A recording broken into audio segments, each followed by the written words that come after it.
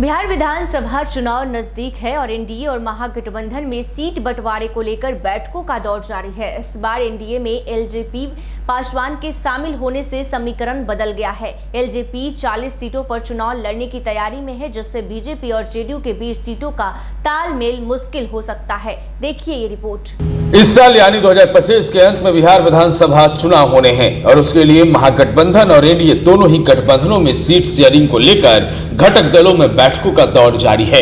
NDA में इस बार seat sharing की गुत्थी कुछ ज्यादा पेचीदा है, क्योंकि चिराग पासवान की पार्टी लोक जनशक्ति पार्टी रामविलास भी इस बार एनडीए का हिस्सा है, जबकि पिछले विधानसभा चुनाव में उसने अलग से चुनाव लड़ा था। लोजपा रामविलास केंद्र सरकार में भी शामिल है और पार्टी नेता बिहार विधानसभा की कुल 243 सीटों में से कम 40 सीटों पर लड़ने की बात कर रहे हैं। पिछले विधानसभा चुनाव में एनडीए में से बीजेपी ने 110 सीटों पर चुनाव लड़ा था और 74 सीटें जीती थी। वहीं जेडीयू ने 115 सीटों पर चुनाव लड़ा था और 43 सीटें जीती। हमने 7 सीटों पर चुनाव लड़ा और 4 सीटें जीती। वहीं वीआईपी ने 11 सीटों पर चुनाव लड़ा और 4 सीटें जो है वो जीती। 2020 के विधानसभा चुनाव लोक जनशक्ति पार्टी ने अलग से चुनाव लड़ा था और तब 134 सीटों पर उम्मीदवार उतारे थे। हालांकि सीट एक ही जीत पाई, लेकिन जेडीयू को कई सीटों का नुकसान हुआ। पिछले विधानसभा चुनाव से इस बार में एनडीए का स्वरूप बदला है। वीआईपी अब एनडीए की जगह महागठबंधन का हिस्सा है और चिराग पासवान की पार्टी एनडीए में है। जाहिर तौर पर सीट शेयरिंग में बीजेपी और जेडीयू दोनों की सीटें कम होगी।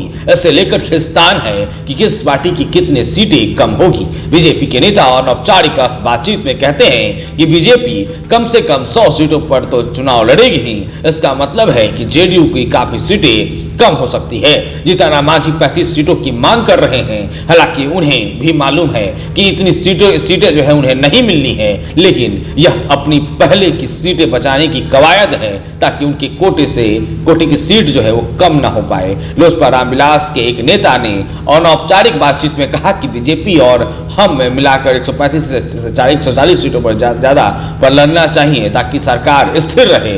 वहीं मुकेश सहनी की पार्टी वीआईपी पिछले विधानसभा चुनाव में जहां एनडीए का हिस्सा थी, वह अब महागठबंधन के साथ है, लेकिन उनके एनडीए में वापसी की चर्चाएं तेज हैं। बीजेपी के प्रदेश अध्यक्ष दिलीप जायसवाल के एक बयान के बाद इसके कयास लगने लगे हैं। हालांकि सहनी ने इसका खंडन किया है, लेकिन राजनीति में ऐसे मौके भी दिखे हैं जब नेता रात में एक पार्टी के लिए प्रचार करते हैं और सुबह उठकर दूसरी पार्टी ज्वाइन कर लेते हैं। सहनी ने 2014 और 2019 का लोकसभा चुनाव आरएलडी के साथ मिलकर लड़ा था। सहनी और एनडीए में आते ही तो सीट शेयरिंग को लेकर वहां रस्साकसी और बढ़ सकती है। Bureau report, NBC 24।